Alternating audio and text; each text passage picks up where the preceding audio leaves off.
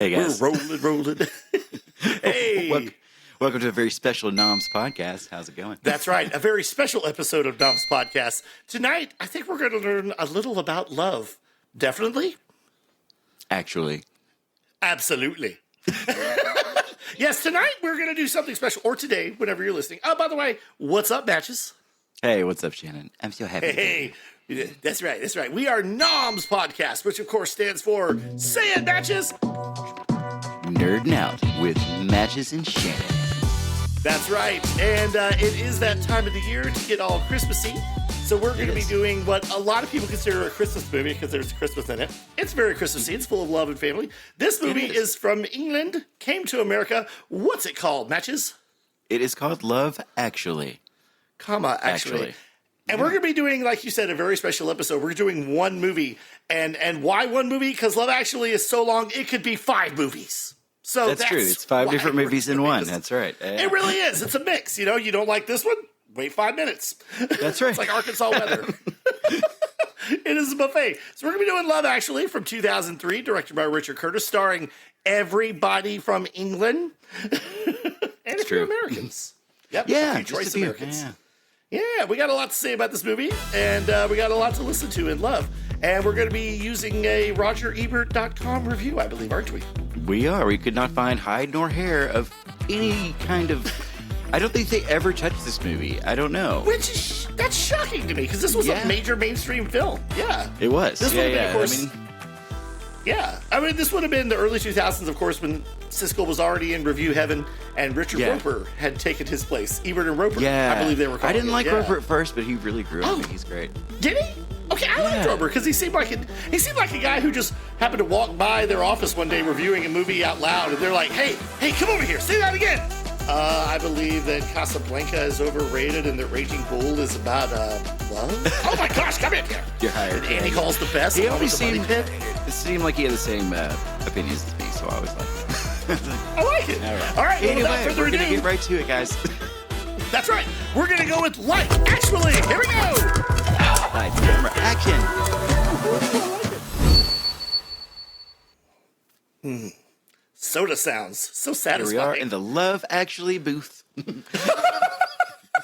That sounds like a booth you don't want to be into at the carnival. Who sponsored this? Did he? No, thank you. Yep, Love Actually booth. We're talking about this movie. Right. This movie it's a movie. Am I right, Matches? It is a movie. The movie to end all movie. It could be. It is a very, very precariously stacked tower of interlocking stories, as some movies do in great detail. You know, it is about love. It's about life. It's about comedy. It's about England. You know, it's about Hugh Grant being all cute and what's in, I don't know. Oh my. Dancing and whatnot. Yes. Yeah. Did he even know he was being filmed when he danced? He probably did. He hated it. He didn't want to do it. Did he really? He said that he didn't think this person would ever do that. and just a few years ago, Richard Curtis, the director, said that he doesn't know why he did that either. And it's like, maybe that should have been taken out. But I thought it was great. I thought he was a different kind of guy to be the prime minister. And it wasn't like, real life where... Right. It's not like so great. They were doing an accurate historical drama. I believe Tony Blair shook it every now and then in the office. He probably did. Yeah, I get it, though. I think it was good. Yeah. But this movie could have been a great play, I think. Like, it should be something like Noises Off or something like that. I think it could be a really good, just lots of things going on. Yes, I love the movie of Noises Off. It's the movie of the play within the play. Yeah, that's great. I love that. John Ritter. But yeah, Love Actually. Let's tell the people what it's about, Matches. Okay, well, Love Actually is about... a lot, actually. It is about a whole bunch, actually. I'm just gonna read the IMDb logline I happen to have right here. Do you have a synopsis?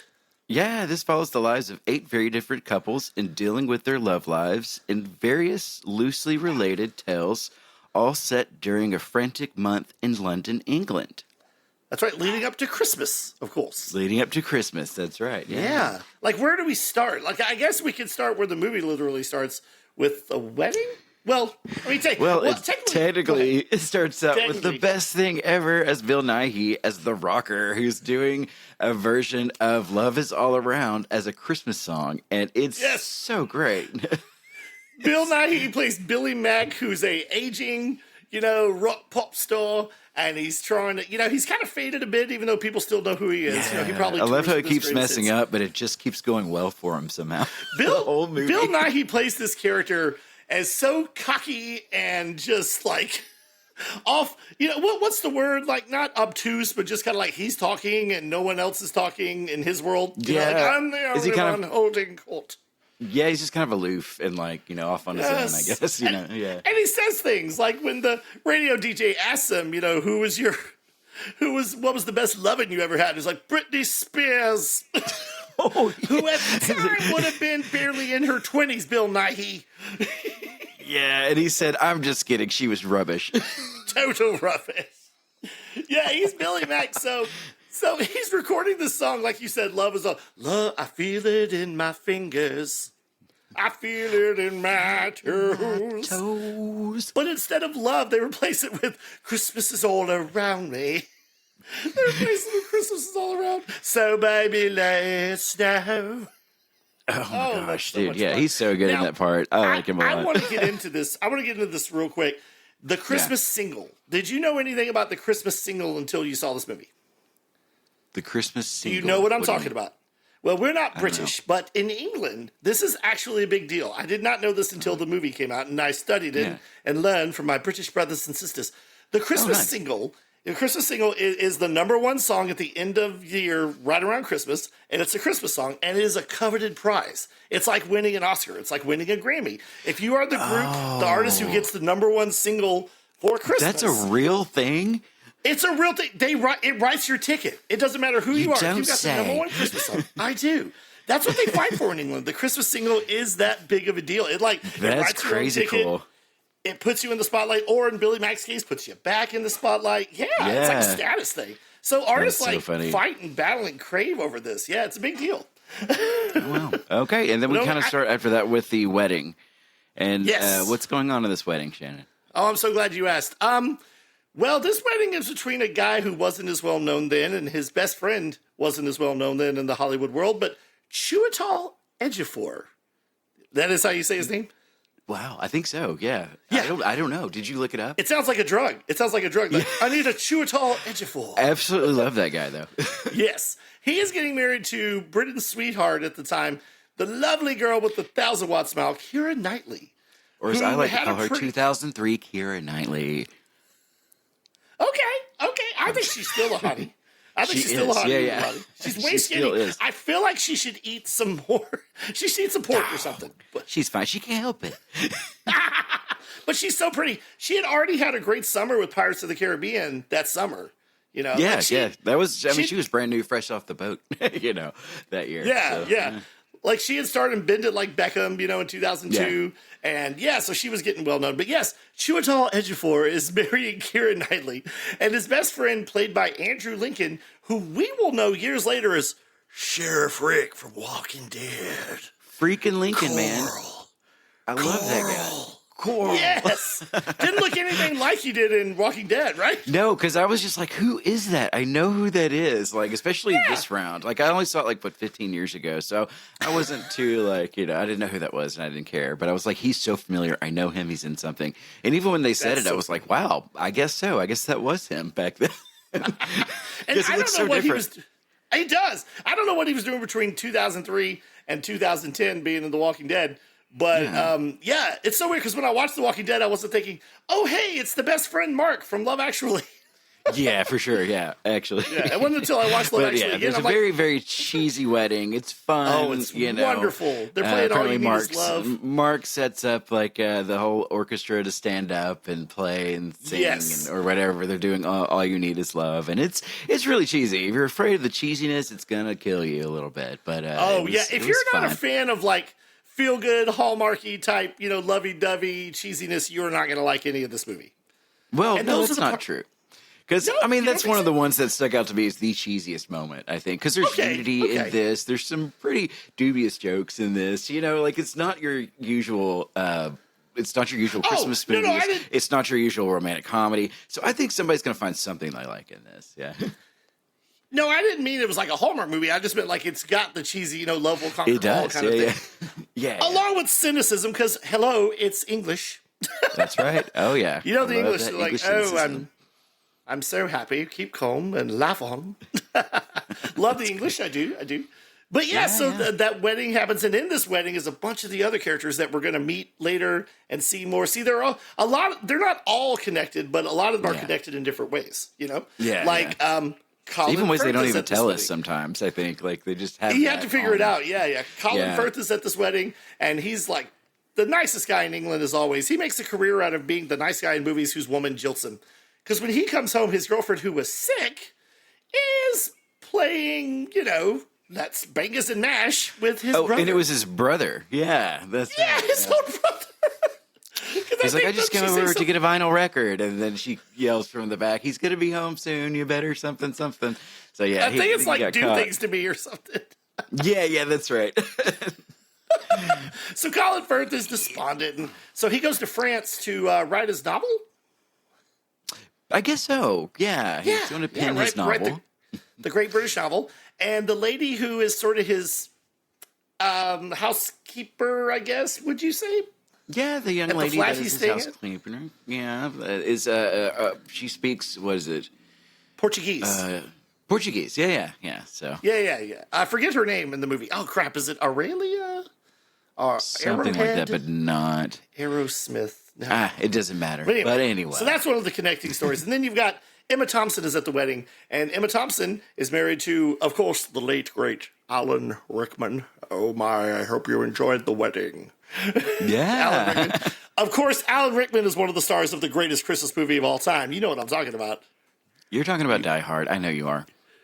Yippee-ki-yay, I believe. I believe we'll get into that at some point, yeah. Oh, we must. It's Christmas. We must. It's a Christmas miracle. But yeah, so she's married to Alan Rickman, and her brother just happens to be Hugh. Hugh is her brother, Matches. Yeah. Hugh is her... I'm sorry. Hugh Grant is her brother. Oh, my bad. Yes. Who happens to be what of England at that time? The Prime Minister. Ooh, I feel like we're taking a quiz. I love this. I know, right? But I'm just saying the ways they're all connected, Yeah, they are, yeah. It's a balancing act. Like, how do you dissect this movie? There's so many layers. You've got Liam Neeson, who is having a funeral for his wife, who apparently had a long battle with cancer. Yeah. And he is raising her son, who was his stepson and is still a stepson. Yeah, cute kid. He was in the Maze Runner series and some other things, like, as he grew up. That was him! Yes! It is him, isn't it? He's a little short guy with the eyebrows. No, that's not the same guy who was in... Oh, okay, hold on. That's not the same guy who was in We're the Millers, was it? I don't think so. No. Oh. Right? Totally different guy. I don't know. Yeah, that's the guy that's in the Marvel Universe right now, right? That everyone is he thought Adam he was Warlock? From is that the same? Toy Story? Yeah. That's a different guy. Okay, good. I was going to say, they don't look that much alike. But they're not the same guy. But yeah, he's raising little Sam. I can't remember his name. I've gone blank. But yeah. He's a good guy. Yeah, he's so tiny and cute, though. But he has the... Will Poulter's the guy who that's it. The other guy, was in We're the Millers. Yeah. Not Sam, though, right? No. Yeah, exactly. What? Okay, so moving on. But they have one of the best exchanges. He was Sam on Game of Thrones. Game of Thrones! Was he Rickon? Was he one of the Starks? Maybe? No. Wait, I don't think he was a Stark. No, I don't think so. I feel like he's dirty. Oh, no. He was spiky hair. Yeah, he's the one that has the visions that was showing the other guy who has visions, a kid, what to do. Oh, okay. Gotcha. Bran Stark. He was showing Bran Stark. Okay, so moving on. So Liam Neeson is, he's mourning the loss of his wife. And of course, Sam comes to him with a problem, because Sam is like totally shut off. And you're thinking, oh, he's mourning his mom. He's going through some things. And he's like, I don't know how to raise a kid. I don't have any money. I don't have any skills. Skills that make you a nightmare. I'm just kidding. That's a different movie. But they have the best exchange. He finds out that the kid is not injecting heroin into his eyeballs, as he jokingly said earlier. He's actually... What's happening with the kid, Matches? He's in love. He's in love. And of course, Real Liam Neeson. love. Real love. And one of my favorite lines in the movie, Liam Neeson says, "Oh, thank God, I thought it was much worse." And he's like, "What could be worse than the agony of true love?" He's like, "I guess you're right." That's so funny. Yeah, he's so real for that. It's true. Oh, it's hilarious. Yeah. Like I said, there's so many great stories in this. I mean, where do we even go? We've also got like you get said, 5 Hugh to 7 Grant. minutes of each of these people's stories at a time, and Yeah. it'll come back around. Like the wheel will come back around to them until they They'll be all get connected. together at the end in some way or whatever, or not. Yeah. Yeah, exactly. Well, the movie does start at the airport with people greeting each other from flights. Yeah. You know, like random footage of people greeting each other. And it ends with a lot of the characters meeting at the airport and greeting each other and saying hi. Yeah. Yeah, so like you said, huge stars in this movie. You know, I mentioned Alan Rickman, Liam Neeson, Emma Thompson, Hugh Grant, Laura Linney, I was just about to get into one of the American side of Americans. Yeah. Like, Laura apparently Linney. Richard wanted someone like Laura Linney, and after a while, the casting director got so mad, she said, "Why don't you just get Laura Linney?" And they did. That really happened? That's really happened, yeah. Oh my gosh, that's awesome. And Laura Linney was like, "So you need a Laura Linney type. I'm game." I love her He's so probably much. like- She's great in everything. I bet he was like, "You know what we need? We need the lady from Congo. That's what we need." Congo. about the lady Of course, from that's the one Dude. movie that you... And that's her best movie, in my opinion. I love that Michael movie. I don't care what Crichton. anyone says. Michael Crichton, because it's Congo. I Bruce forgot he Campbell's was a in it for 5 screenwriter and seconds. director before he was a novelist, really, or something. That's true. It's all connected. Yeah, that's crazy. So Laura Linney Anyway. Laura Linney happens to be an employee of Alan Rickman and his company, whatever it is they do, and she is in love with one of I think the head designer or whatever, Carl, played by who? Do you know? I don't know who that Carl? is. No. You don't? Oh, get ready. Load your brain tank. I'm about to blow it. You ready? You got a net behind your head? It's Rodrigo Santa something. Now, the reason I don't know his last name is because a lot of people might know him from Lost as part of Kylie. What was her name? Oh, God. What were the 2 characters that everyone hated in the 3rd season that they quickly killed off? I just lost my memory. I just watched it this summer. So let me think. Is that really him? Yes, it's really him. What was his? Thinking back. I had his name, remember, before we started the show, and now it is gone. Oh my gosh. Our producer knows it. But doesn't he? Probably. I don't remember. I don't know. Yeah. Yeah, they were awful. But anyway, yeah. He and Kylie Sanchez played the 2 new characters who were like, "Hey, we're cool, we're new, we're hip kids," and nobody liked them.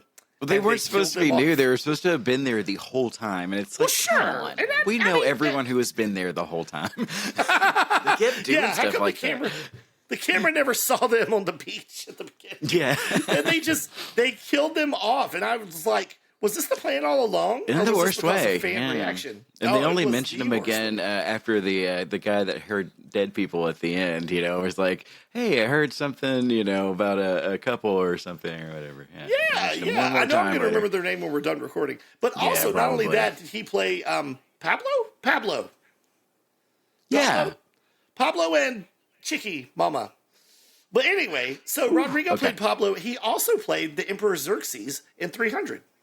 Really? Okay. Yeah, he's not that That's tall. a good resume. That is a good resume. Okay. Well, So like she's in love with always, him. we love to talk about the movies, don't we, Shannon? But who else loved to talk about the movies there, Matches? Well, Siskel and Ebert love to talk about the movies. Maybe not this one so much, but Well, Siskel couldn't. But, what we have is the Love Actually review from Roger Ebert back in November 7th, 2003. This says it's a 5-minute read. Well, we'll skim some, but that's not bad. Okay, so Love Actually, and at the top, you see it's gotten 3.5 stars. Okay. Love Actually is a belly flop into the sea of romantic comedy. It contains about a dozen couples who are in love. That's an approximate figure because some of them fall out of love and others double up or change partners. There's also one hopeful soloist who believes that if he flies to Milwaukee and walks into a bar, he'll find a friendly Wisconsin girl who thinks his British accent is so cute she'll want to sleep with him. This turns out to be true. He was all about the spoilers, I guess. This movie was written and directed by Richard Curtis, the same man who wrote 3 landmarks in recent romantic comedy: Four Weddings and a Funeral, Notting Hill, and Bridget Jones's Diary. His screenplay for Love Actually is bursting enough material for the next 3. The movie's only flaw is also a virtue. It's jammed with character stories, warmth, and laughs until at times Curtis seems to be working from a checklist of obligatory movie love situations and doesn't want to leave anything out. At 129 minutes, I didn't realize it was that long either. It feels like a little gourmet meal that turns into a hot dog eating. I think it was just a contest. Oh, there it is. Okay, yeah, contest. Conquest. I could attempt to summarize the dozen or so love stories, but that way madness lies. Maybe I can back into the movie by observing all the all-star gallery of dependable romantic comedy stars led by Hugh Grant. And you know what? Little by little, a movie at a time, Grant has flowered into an absolutely splendid romantic comedian. He's getting to be one of those actors like Christopher Walken or William Macy. Okay. Where you smile when you see them on the screen. Oh, he's not wrong. He has that Cary Grantish ability to seem bemused by his own charm and so much self-confidence that he plays the British Prime Minister as if he took the role to be a good sport. Emma Thompson plays his sister with the wry way she has with normality, and Alan Rickman plays her potentially cheating husband with the air of a lawyer who hates to point out the escape cause he's just discovered. Laura Linney plays his assistant who is shy. This is getting, shy to admit that she loves her coworker Carl Rodrigo Santoro, who is also shy to admit he loves her. And so you can see how the stories go round and round. Oh, and the Prime Minister walks into 10 Downing Street his first day on the job, and Natalie, the tea girl, brings him this tea and biscuits, and the nation's most prominent bachelor realizes with a sinking heart that he has fallen head over teapot in love. Oh no, that is so inconvenient, he says to himself, with the despair of a man who wants to be ruled by his head, but knows that his Netherlands have the votes. Oh, my dear Lord. There's a lot. Okay. Anyway, we're going to go down here, blah, blah, blah. How much is he spoiling this film? Let's go ahead and wrap it up. Yeah. The movie has to hop around to keep all these stories alive, and there are a couple I could do without. I'm not sure we need the wordless romance between Colin Firth as a British writer and Lucia Moniz as the Portuguese maid who works at his college in France. Let's face it, the scene where his manuscript blows into the lake and she jumps in after it isn't up to the standard of the rest of the movie. I once had ballpoints printed up with the message, no good movie is too long, no bad movie is short enough. Love Actually is too long, but don't let that stop you. Wow. Agreed. Yeah, so that's kind of how I feel. I'm going to be honest with you, Matches. We're of two different minds about this film. I don't love this. I have never understood for decades now why people just absolutely are in love with this movie. They want to date this movie. They want to marry this movie. And they want to retire to Miami with this movie. It's not a by-the-numbers romantic comedy or Christmas movie. It has a lot of things going for it. It's more stream of consciousness kind of a movie, I think. And it works so well, like with everything being so short. And you come up with a lot of steps and payoffs. You don't like the bit with, is his name Colin in the movie? Where him and his friend are talking about when he goes to America, he's going to get all the girls. No, I don't, and I'll tell you why. Okay, first off, Colin looks like Gollum's stunt double. Okay, no offense to the guy, because I'm no prince. I know I look like. That's why it's so funny. He's a loser in Britain. He's going to be a loser in America. He is, but he's creepy. He's creepy. He's like, mighty. Well, that hasn't aged well in this day and age. That's for sure. Yeah, through today's lens, it's a little bit. Nobody's like that. Yeah, they shouldn't. Tell the audience what Colin does, because his theory is if he goes to America, they're just giddy about English accents, and they'll just jump on me on the shag wagon, you know? Well, and he wasn't wrong. He ends up in, Kansas? Or no? Wisconsin. Wisconsin. Yeah, at a small bar, Wisconsin, and meets January Jones. And well, first he meets... and she loved... Well, who is it first? Yeah. I don't know how to pronounce her name. It's like Ivana Milichika. Yeah, I knew she was from plays something. A vixen. But... Well, she was in one episode of Buffy the Vampire Slayer. She was Riley's wife. That's right. Oh, that's right. Okay, yeah. She was in the movie just she like brings Heaven. her friend January Jones over, and they're like, "Oh my God, listen to his accent." They're like, "Our other friend is coming. She's just as hot as we are." And then Elijah Cuthbert runs. walks in, and you're like, oh my God. So they're all fawning over him. And like, you got to meet our other roommate. She's even hotter than we are, Yes. And you do later, much later. But you described that perfectly, because that's exactly what happens. Like, oh my gosh, we're all sexy and single. And then they go to the house, and you just see like their silhouette in the bedroom window, and they just all fall down together.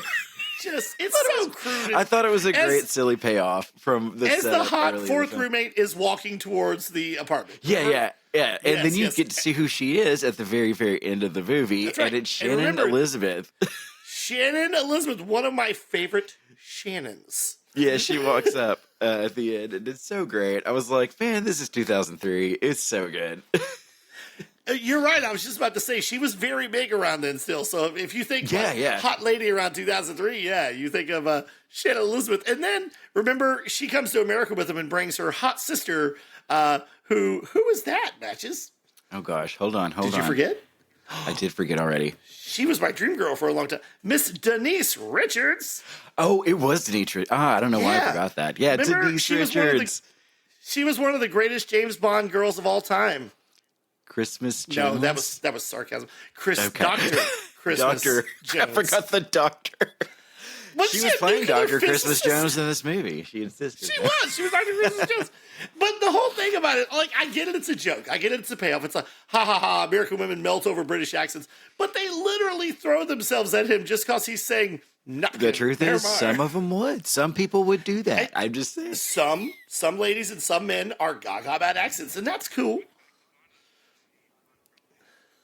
But Ivana, hey, real quick, speaking of Bond girls, Ivana Mikhailovna, she was in Casino Royale. I'm going to get to the end of her name. I don't know how to pronounce it. Mikhailovic. I want to talk about the ending a little bit. We can go to do whatever, but I just want to talk about the girl at the end that the little kid's in love with. You finally get to see Joanna? Who she is. Joanna. And she sings the Mariah Carey Christmas Blunder. Wait. Hold up. Pump the brakes. Before you get there, Sam is trying to figure out the way to her heart because she's got a crush on this little American girl. That's right. And he figures the way to do it is So Billy Mack, his single is playing throughout the movie. And there are little clips where people will like listen to his song or see his music video. And so he hears the music or sees the video and gets inspired. What does he decide he's going to do? He's going to play the drums. He's going to learn to play the drums because chicks dig musicians. And actually, that was him playing the drums. His dad was a drummer and taught him, apparently. That's awesome. Yeah, I think it's pretty cool. That's awesome. Yeah. But yeah, go back to what you were saying. I'm sorry. Not to spoil the ending. Go ahead. You were going to say about him playing the drums. Oh, that's right. Yeah, she is. Well, actually, she really sang on that, and she sang. Her voice is so good. They wanted to mix it in with an actual child's voice to make it seem like a kid singing. Oh, and that's hilarious! Are you serious? Did do that because she is the voice of Barceline the vampire in Adventure Time. Okay. A little later on. Nice. Okay. Well, she is singing "All I Want for Christmas." Well, it's ironic the song that she's singing because you may not know, but years later in England, All I Want for Christmas was voted the worst Christmas song ever, or one of the worst songs ever in England. Okay? But let me tell you something. They're wrong, and I'll tell you why. And I love the British, but I don't trust their taste in music. And let me tell you why. Because in 2005, Coldplay had the #1 song, and it was dethroned by the Crazy Frog ringtone song. So that's why I don't trust British taste in music anymore. That's right. And as far as I know, Mr. Brightside by the Killers is still on the charts there. It never left. It never left. Hey, you play that song and you... Oh, go ahead. You were saying it never left. It just never left. That's all I got. Yeah. I mean, you start that song and all guys around our age and a little bit younger, they're all like, da, da, da. We just start singing along. It's true. The whole thing. So that is a great ending. Almost everyone's at this Christmas school pageant, and Hugh Grant has finally decided he's going to tell Natalie how he feels about her, the assistant. Mm-hmm. And by the way, can I just say, everyone keeps calling her chubby and fat in this movie. She is a normal size. What? Yes. I didn't notice that. She used to be fat. Oh yeah, his assistant. He's like, do you know Natalie? She's like, oh, the chubby one. And, oh wow. They keep calling her fat, and I'm like, she is if anything. She's not even plus size. She's not even minus size. Even at all. She's a regular normal size. Yeah, she's bigger than Keira Knightley, but let's face it, everybody else's Keira Knightley is a stick. Yeah, She's a cute stick. Yeah. Yeah. So I have to say real quick, going back to the beginning, the payoff with Rick from The Walking Dead, it seems like he hates Chiwetel Ejiofor's new wife. They talk about how he's rarely ever spoken to her. Turns out he doesn't hate her at all, does he, Matches? He is absolutely infatuated with her and in love with her and cannot even look at her. And that's his best friend's girl. He doesn't know what to do. So he shows up outside their flat around Christmas, and she opens the door and it's him, and he has a sign that says, tell him it's carol singers.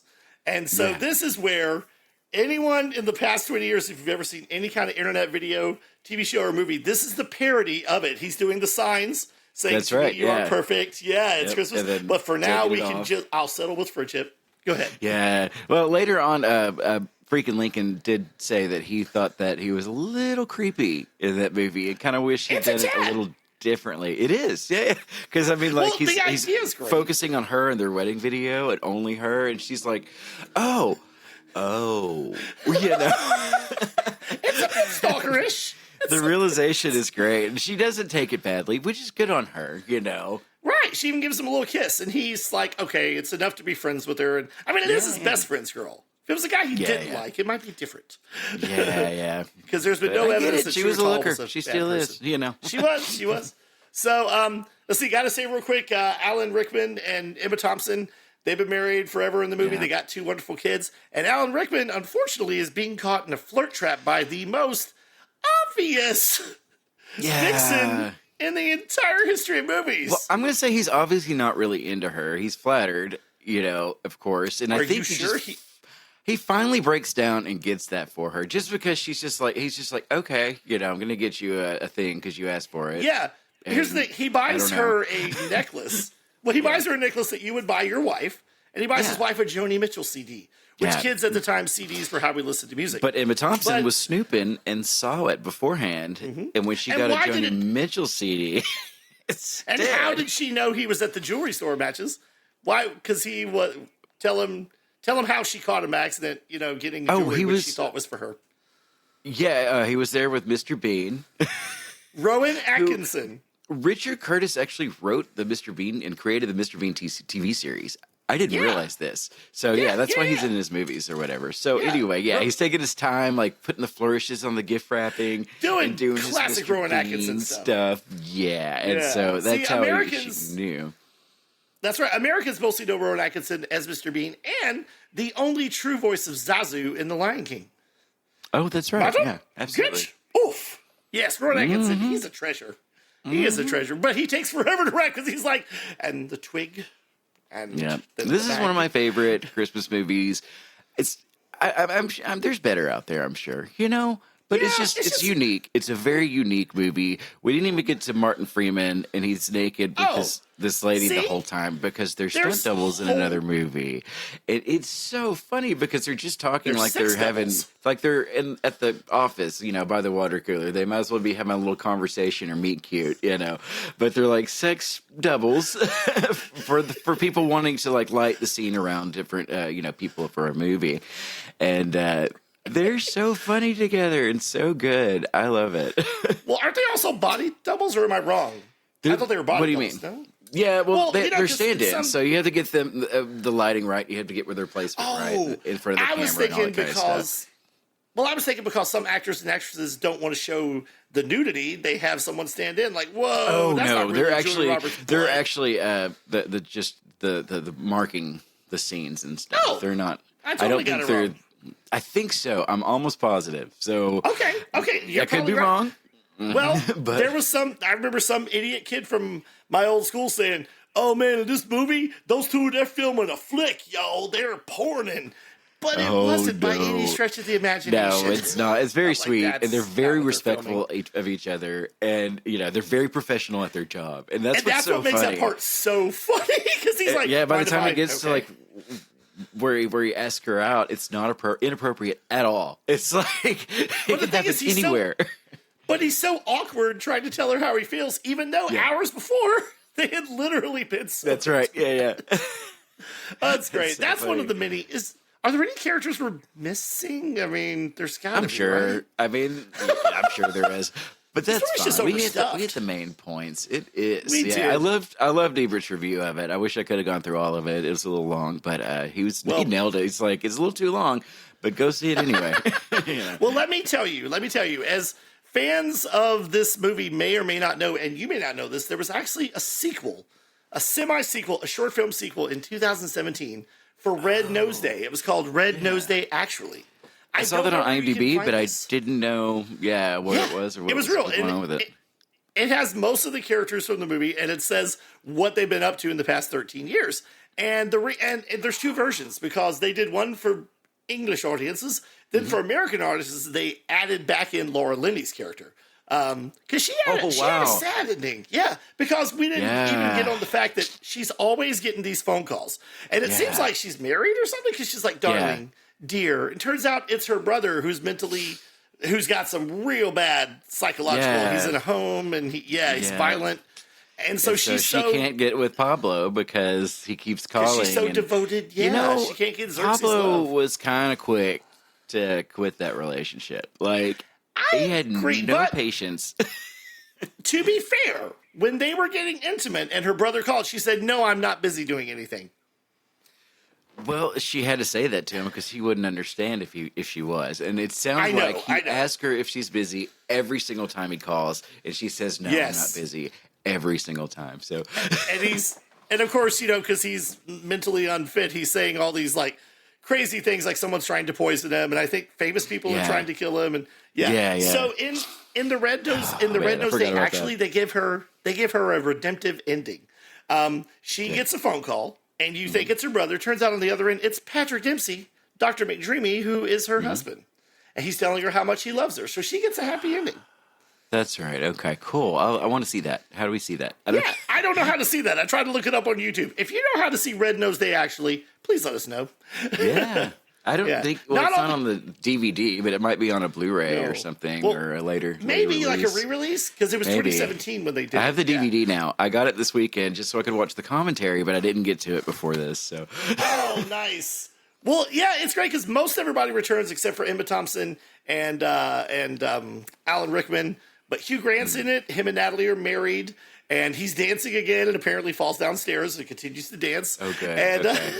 And Keira Knightley and Chiwetel Ejiofor are still married, and now Andrew Lincoln has a wife. And it's okay. I kind of thought they would be a throuple, but dear Lord, it could work. It's 2024. No, actually, definitely.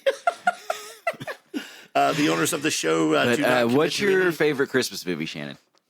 My favorite Christmas movie is Die Hard.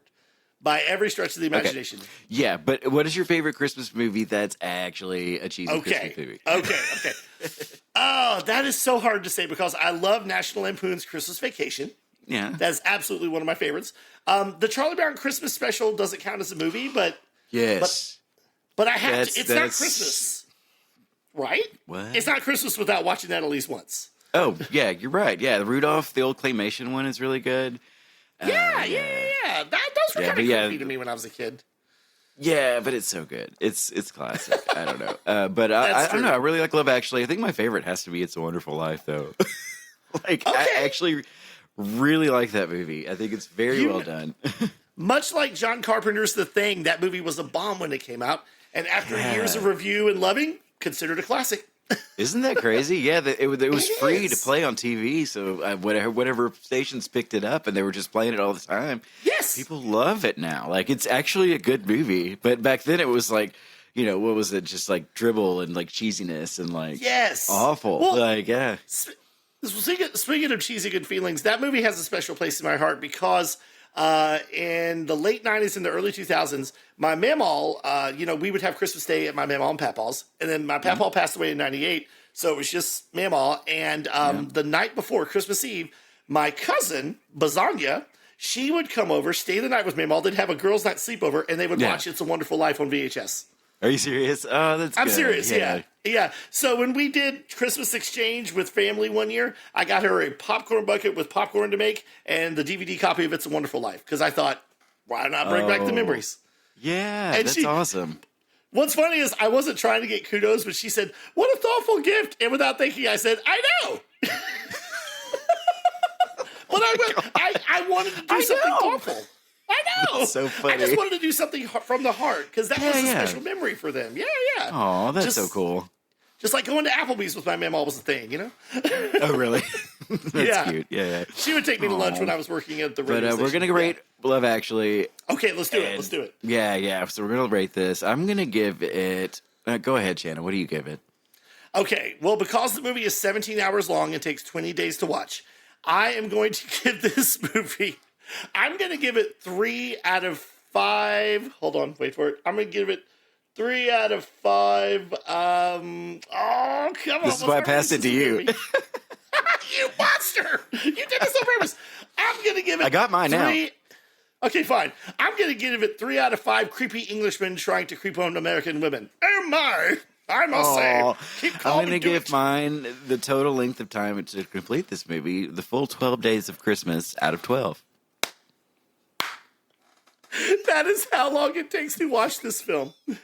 That is awesome. I love it. So Love Actually, like I said, like you, a lot of people love it. And like me, some people find it meh, and there might be some people who hate it. I don't understand why it's meh. I just don't.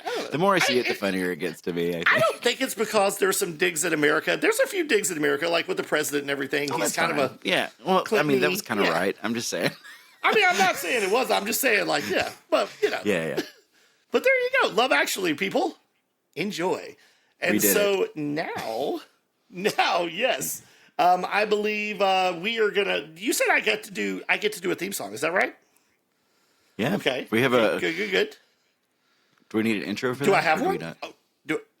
No, no we have an intro. Cool. Shannon's we're theme live. song coming. We're doing this live, y'all. Heck yeah, without a net. That's One right. take. All right, what do I need to do, Shannon? All right, all you need to do is open your heart and believe in the magic of Christmas. I have been inspired, and I'm going to... I have the best theme song we've ever had. It's Christmas-oriented. So are you ready? Okay, dim the lights. I don't want a lot of podcasts.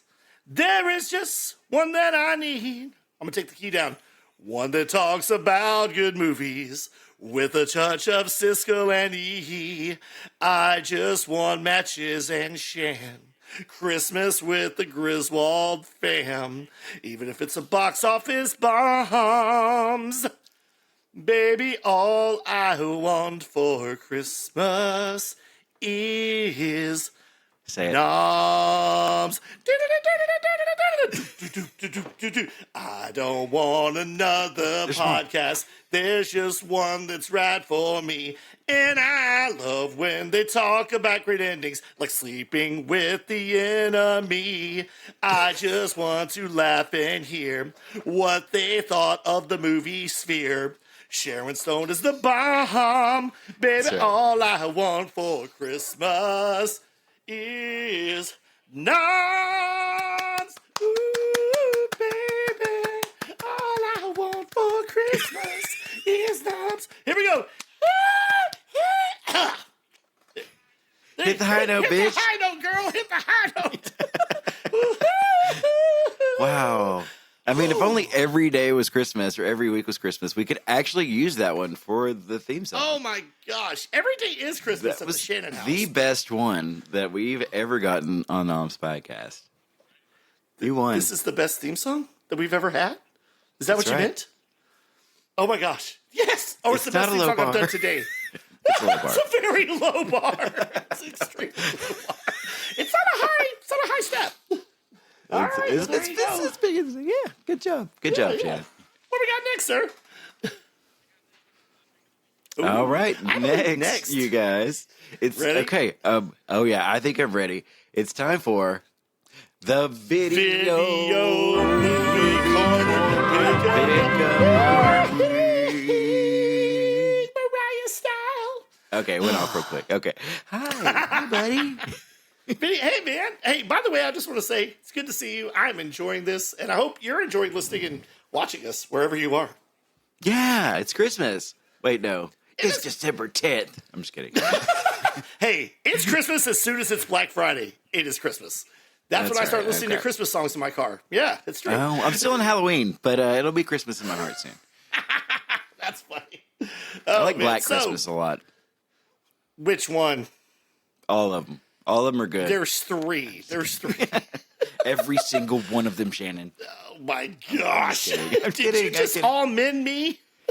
That's right. Okay, so what is our video movie corner pick of the week? Explain to the peoples what we do, Matches, while I give you a theme song. What we do, well, at the end of every Siskel and Ebert episode, they actually had their rentals, whatever it was. I don't remember what they called it, but they had the new rentals of the week. And so at the end, they would have their choices. One of them would do it, or the other one would do it every week, and they would have, what came out that week on home video that they recommended. I guess I forgot about that part. Okay. Yeah, so that's why we have the video corner movie pick of the week. Yeah. I got to read my video memos. Movie corner pick of the week. I made it just intentionally long and confusing, but that's why we do this. And, we could pick anything outside of Siskel and Ebert's realm of reviews. So I picked this week something that I watched this weekend. It just came out on Vudu/Fandango at home to rent. Okay. It's called The Invisible Raptor. Yes!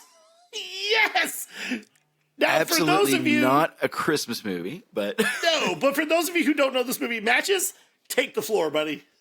It is a Christmas miracle, though. I will say that. This movie is a bee dinosaur monster movie about a raptor who is invisible.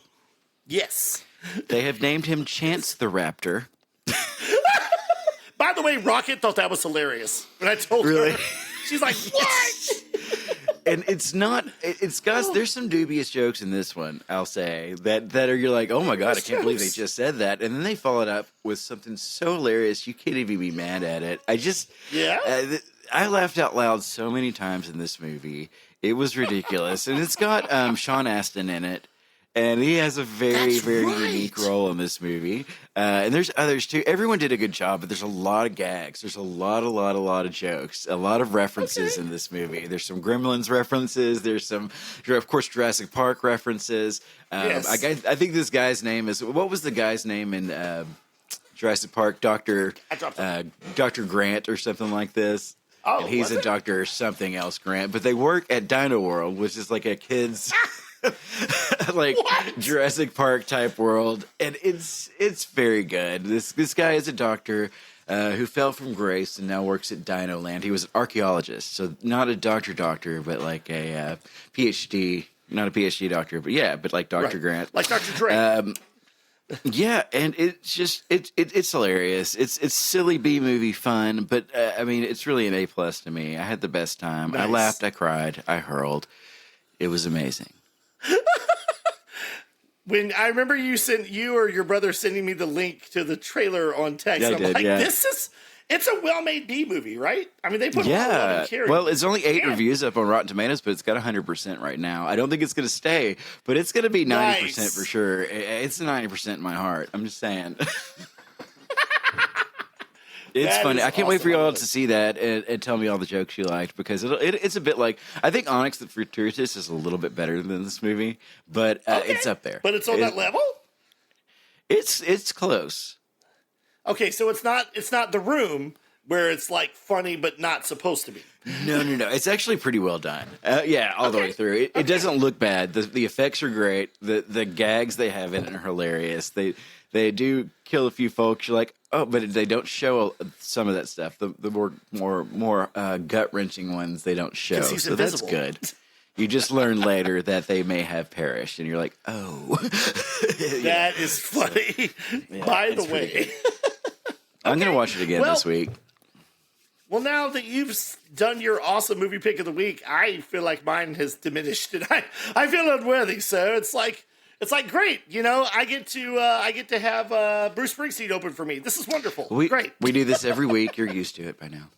Okay, fine. I will embrace my failure. My movie corner pick of the week corner video is a Christmas movie. That's right. Since we're in the Christmas season, I decided I would do that. It is. And I would say it's a new Christmas classic from 2018, I believe. It is a Netflix movie, a made-for-Netflix exclusive movie. So I don't think the only other way you can see it is maybe purchase it. I don't know. Which is why I really want my mom to see this movie. but they don't have Netflix. So got to get her over here. This movie is called The Christmas Chronicles. Oh. Now, maybe you've heard of this. It's I thought it was going to be Love Hard myself, but no, but that is a good movie. My wife likes it too. I love that. No. This is The Christmas Chronicles with Kurt Russell as Old Saint Nick himself. It is a fun, family-friendly romp. It's funny. It's clever. It's heartwarming. It feels good. Just do it. No, it's a great movie. It's about Santa Claus who he finally gets caught by these precocious, little girl and her older brother, and his sleigh malfunctions, and he loses his reindeer, and he's got to use them to help get Christmas on track, because if Christmas spirit lowers, they're going to have one of the worst years of all time. And Kurt Russell, as you know, got a special place in my heart. I love Snake Plissken as Santa Claus, because he keeps making jokes about how they make like Santa Claus is fat, and he goes, "Do I look fat to you? Do I look like I have a bowl full of jelly in my belly?" Oh no! And so I want to see this. Yeah, I remember this now, but great. I never got to see it. Yeah. Yeah, Kimberly Williams has a small part as the kid's mom. Their dad, played, by the way, by Kurt Russell's stepson, Oliver Hudson, had just recently passed away. So he makes little cameos in it. Yeah, and this is the first Christmas without him. And it's really good. Like I said, it's family-friendly. It's funny. It was, I think, produced by Chris Columbus. You can tell it's got that Chris Columbus kind of Christmassy feel-good feel. There's this part where he ends up in jail, of course, Santa does. And he just happens to end up in jail. His people in the cell share the cell with half of Bruce Springsteen's E Street Band, including Little Steven. Are you serious? From the Sopranos. Yeah, it's like, "Hey, Santa, if you're the real Santa, what did I want for Christmas when I was 5 years old?" And he's like, "A Stratocaster." And he's like, "Oh my gosh, that's right." And they do a musical number. I won't spoil it for you. It's fun. It's funny. It's got a great little surprise at the end. The sequel that they made is okay, but this one, I think, stands out as a Christmas classic. So The Christmas Chronicles on Netflix is my video movie corner pick of the week. Yeah, I love that pick of the week, Shannon. It was so good. Thanks, man. Thanks. Yeah. I can't wait to watch Invisible Raptor.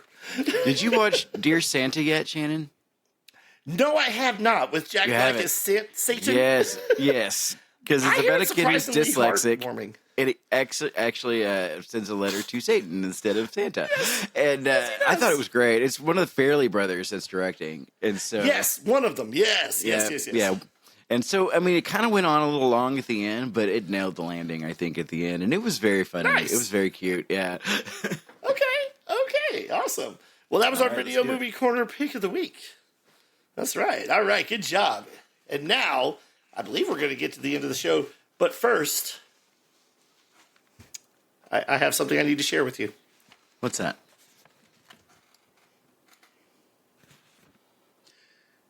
Oh, hey, audience. It's just carolers. Don't worry. I'm going to get it. Sorry to do this, but it's Christmas.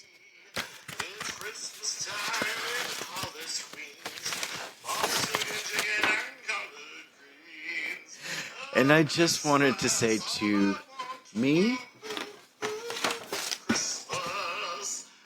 jeans, $1 each. What? That to me, you are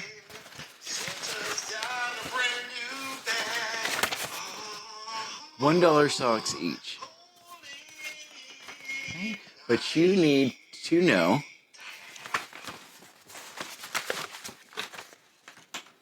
the McRib is back. But remember this. Coral.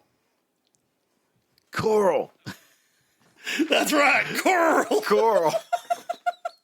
That's my Shannon, was that you singing a Christmas song about Hollis Queens and turnip greens in the backyard? It might have been. I mean, Mom's in the kitchen cooking turnip greens, rice and stuff, and macaroni and cheese. Santa puts gifts under Christmas trees. Yeah. Okay. Well, what's your favorite Christmas song, Matches? Oh, let's see. I do have one. I have on vinyl the Charlie Brown Christmas vinyl. So any of those, yeah, any of those are really, really good. So agreed. Well, my favorite Christmas song of all time is "Christmas in Hollis" by Run DMC. It's just great. Yeah, I remember seeing it as a kid. Yeah, they did the A Very Special Christmas special in 1987, and I see Run DMC and they're sitting on a little like stoop, in the stage, and they're like dun dun dun dun dun dun. They're rocking. Is that when the song like, "Very Special Christmas" started getting popular and they kept playing it over and over? That was the album, The Very Special. That was the very first one. It was like a whole bunch of like great artists come together. I don't know what the charity was, but it's for a charity. Yeah. Okay, man, they were playing that song. Everybody was singing that song back in the day. Right? Christmas season. Oh, but speaking of spreading joy, we've got to go. Yeah, we gotta go. Yeah, it was a shorty this time. It was a real quickie. It was. Shannon, you can't laugh every time I say quickie. Quickie is a perfectly normal word. People use it all the time for anything, not just quick sex. What? Not just premature evacuation. Whoa! What? No, I laugh because that's the name of my favorite chocolate milk, Nestle's Quickie. Yeah. Oh, that's not what it's called. Okay, well, speaking of not what it's called, how can they get in contact with us, Matches? Oh, yeah, they can just comment under this video here, or they can contact us at nomspodcast@gmail.com. Oh, that sounds good. That is great. Well, Matches, this has been wonderful. This has been a short little mini-sode, or for those of you who might think this gone on too long, like Love Actually. Absolutely. But Love Actually, hope you enjoy it. Yeah, watch a Christmas movie this year. I'm going to watch that one again this year. I got to tell you real quick, last night on Saturday Night Live, they had a character playing Bono, and he said, I can't celebrate Christmas because I'm worried about global warming. I saw it in a documentary last night called Hot Frosty. Oh, I still haven't seen Hot Frosty. Yo. I haven't seen. My beautiful wife says it's okay, and she is a good judge of cheesy Christmas films. Oh no, okay. I was afraid of that. I hear it's a little generic, yeah. But I do love the Hallmark Christmas movies. Well, much like those Matches, I've got to go to the big city because I've got to shut down a small town bakery. So, oh God, Shannon. What? Are you going to accept love in your heart? I don't have time for it. I'm a busy guy. I have a feeling you're going to learn a lesson about love and Christmas. I doubt it. Is there an old guy with a twinkle in his eye? It's probably a magical cracker with a golden ticket, but I'll take what I can get. Hey, speaking of which, there is a great Hallmark Christmas movie. I forget what it's called, but not only is George Lopez in it, but the lead singer of Train is. Ew. Yeah. Little Patrick Moynihan, little 5 foot tall Patrick. He's a short. Is guy. He really? I've seen him in a huge head. Well, maybe that's like most of his height. He's actually great. But yeah, he plays like somebody who works at this hotel who just happens to be awesome at singing. Okay. All right. That sounds great. Well, I'll see you next time, Shannon. All right. Hey, I will tell you this. Much like Christmas, I think we slayed.